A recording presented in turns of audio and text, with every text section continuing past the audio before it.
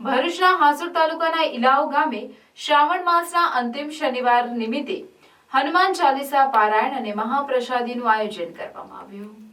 પવિત્ર શ્રાવણ માસના આજે અંતિમ શનિવારે લોકો ભક્તિમાં લીન બન્યા હતા। ત્યારે હાસોડ તાલુકાના ઇલાવ ગામે હનુમાનજી મંદિરે વિશેષ આયોજનો કરવામાં આવ્યા હતા।